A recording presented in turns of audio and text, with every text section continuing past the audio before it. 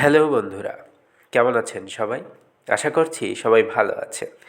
সেদিন চৈত্র মাস উপন্যাসের চতুর্থ পর্বে আপনাদের সকলকে স্বাগত। চলুন শুরু করা যাক।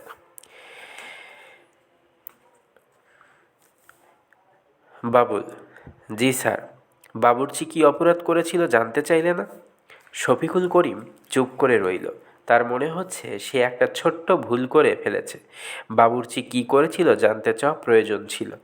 বুড়ো গল্প করতে চাইছে, তাকে গল্প চালিয়ে যেতে হলে শ্রোতার কাছ থেকে কিছু শুনতে হবে। তার কাজ কি বুড়োর গল্প শোনা? বাবুল: জি স্যার। ঠিক আছে, তুমি বারান্দায় থাকো, প্রয়োজন হলে তোমাকে ডাকবো। জি আচ্ছা। শুধু যদি ঝুম বৃষ্টি নামে আমাকে খবর দেবে। পিট বৃষ্টি হলে খবর দিতে হবে না। জি আচ্ছা। তোমার ডিউটি সকাল 8টা থেকে রাত 8টা, অসুবিধা আছে? জি না স্যার, আমার কাজটা যদি বলেন। বারান্দায় বসে থাকবে। বসে থাকাও কাজ, বেশ কঠিন কাজ। তবে তোমাকে আমি কাজ দেব। বিনা কাজে বেতন দেওয়া আমার স্বভাব না। কাজটা তুমি পারবে কি পারবে না সেটা দেখারও ব্যাপার আছে। আমি তোমাকে পরীক্ষা করছি। ঠিক আছে, তুমি এখন যাও। শফিকুল করিম বারান্দায় বসে রইল। বড় সাহেব এর মধ্যে তাকে ডাকলেন না। দুপুরে নিচে গেল খাবারের জন্য, খেতে পারল না। 2 কাপ চা, 3টা সিগারেট টেনে আবারও বারান্দায় এসে বসে থাকলো। বড় সাহেব তার পরীক্ষা দিচ্ছেন। এটা কীরকম পরীক্ষা? সে বারান্দায় বসে আছে, পরীক্ষক ঘরে বসে টিভি দেখছেন। রাত 8:30টায় বাবুর্চি গনি এসে বলল, এখন চলে যান, স্যার চলে যেতে বলেছেন। শফিক বাসায় ফিরল একটা ইলিশ মাছ নিয়ে। রাত 9টার পর নিউ মার্কেট কাঁচা বাজারে হঠাৎ মাছ খুব সস্তা হয়ে যায়। শফিকের হাতের মাঝারি সাইজের ইলিশটার দাম নিয়েছে মাত্র 100 টাকা। মাছটার পেটে ডিম আছে, খেতে তেমন স্বাদ হবে না, তবে ইলিশ মাছের ডিম মীরার অতি পছন্দের খাবার। কোনো এক বিচিত্র কারণে মেয়েরা পুরুষদের মতো খাদ্যরসিক হয় না। মীরাও হয়নি, শুধু ইলিশ মাছের ডিমের ঝোল হলে ভিন্ন কথা। এই সময় তার চোখ চকচক করে। মীরার কথা মনে করেই শফিককে সবসময় ডিমওয়ালা ইলিশ কিনতে হয়।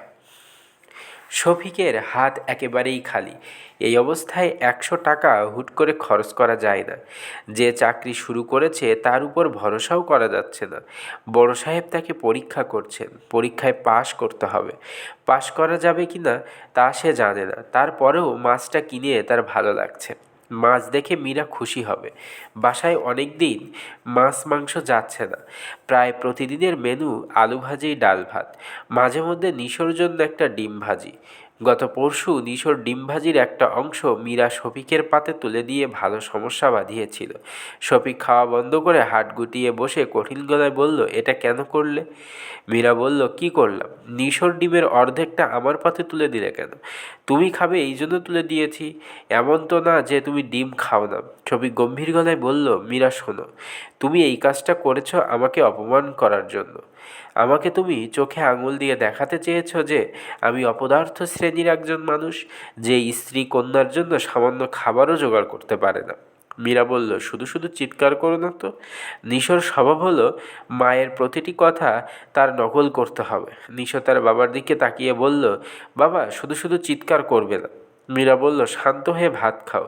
নিশো বলল, বাবা খুব শান্ত হয়ে ভাত খাও। শফিক শান্ত হয়েই খাওয়া শেষ করলো। একবার শুধু বলল, মীরা শোনো, মেয়েরা সবচেয়ে আনন্দ কখন পায় জানো? সবচেয়ে আনন্দ পায় স্বামীকে অপমান করে। মেয়েদের কাছে এই আনন্দ সেক্সুয়াল প্লেজারের কাছাকাছি। মীরা বলল, তথ্যটা জানা ছিল না, এখন জানলাম। নিশো বলল, বাবা মা এখন জেনেছে।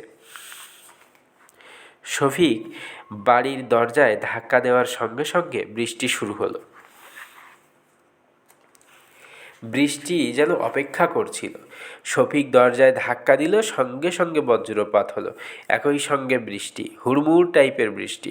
দরজা খুলে মীরা প্রথম কথা যেটা বলল সেটা হচ্ছে, এই তুমি তো গোসল করবে, বাথরুমে এক ফোঁটা পানি নেই, বৃষ্টিতে গোসল করে ফেলো, করবে? শফিক বলল, হুঁ। মীরা বলল, তাহলে তাড়াতাড়ি করো, ঝুম বৃষ্টি বেশিক্ষণ থাকবে না। নিশো ঘুমোচ্ছে? হুঁ। তোমার জন্য অনেকক্ষণ জেগেছিল, কিছুক্ষণ আগে ঘুমিয়েছে, ডেকে তুলবো? না। মাছ কিভাবে রান্না করব? ভাজি করব না তরকারি? দুটাই করো। তরকারি কি দেব?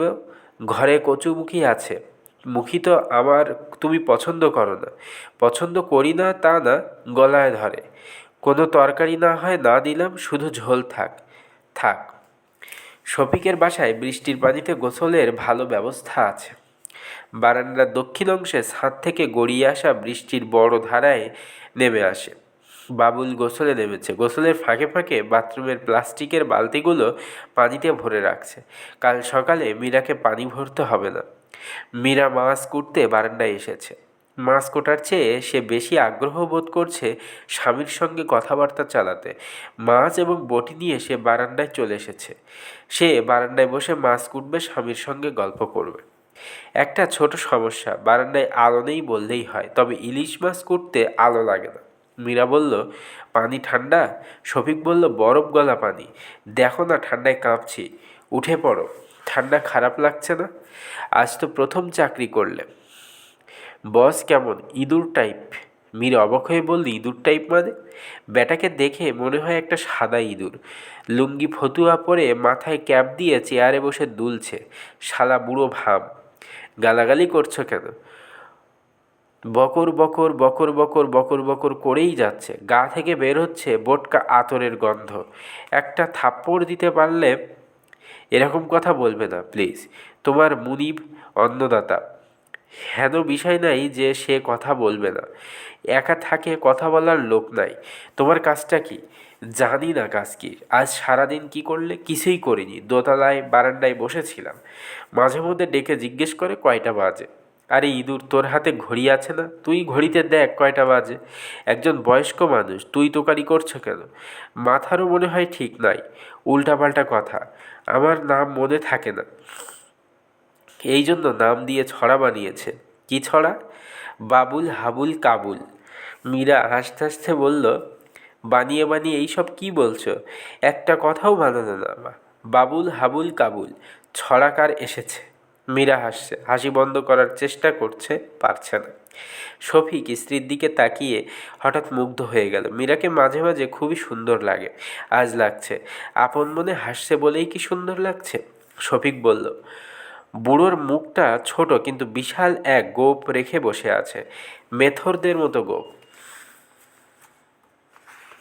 মীরা বলল, ওনার এত সমালোচনা করার দরকার নেই।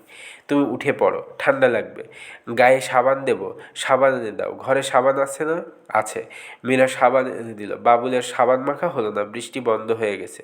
পানির স্রোত নেই, এখন টিপ টিপ করে পানি পড়ছে। মীরা বলল, সাবান মাখতে চাইলে মাখো, বালতিতে পানি আছে তো। শফিক বলল, পানি নষ্ট করব না, থাক। মীরা বলল, তোমার বেতন কত ঠিক হয়েছে? বেতন খারাপ না। খারাপ নাটা কত বলো শুনি? 12। 12 মানে কি 12,000? সত্যি? ক্যাশিয়ার তো তাই বলল। আবার একটা মোবাইল টেলিফোনও নাকি দেবে, যাতে টেলিফোনে যোগাযোগ থাকে। আমার লাইফ হেল করার বুদ্ধি। রাত 3টার সময় ফোন করে বলবে, বাবুল হাবুল কাবুল। কয়টা বাজে? তুমি দেখি ওনাকে একেবারেই পছন্দ করছো না। পছন্দটা করব কেন? আমার ইংরেজি সাহিত্যে একটা MA ডিগ্রি আছে। আমার চাকরিটা কি? একটা পয়সাওয়ালা ইঁদুরের প্রতিটি কথায় ইয়েস স্যার বলা।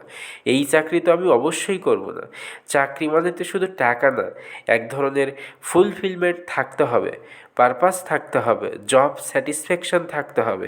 এরকম চাকরি তো অনেক দিন ধরেই খুঁজলে কিছু তো পাওনি, তার মানে তো এই না যে কোনো দিনও পাবো না। যেদিন পাবে সেই দিন এই চাকরি ছেড়ে দেবে। অবশ্যই ছেড়ে দেব, এবং ইঁদুরটার গায়ে 1 বোতল পানি ঢেলে চলে আসবো।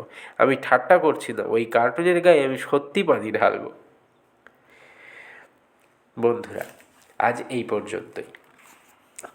পরবর্তী পর্ব আপনাদের জন্য আগামী দিন নিয়ে আসব। ততক্ষণ পর্যন্ত সবাই সুস্থ থাকবেন, ভালো থাকবেন। আর আমার ভিডিও ভালো লাগলে আমার চ্যানেলটি সাবস্ক্রাইব করে, ভিডিওতে লাইক করে আমার পাশে থাকবেন। সকলকে ধন্যবাদ জানিয়ে শেষ করছি। শুভ রাত্রি।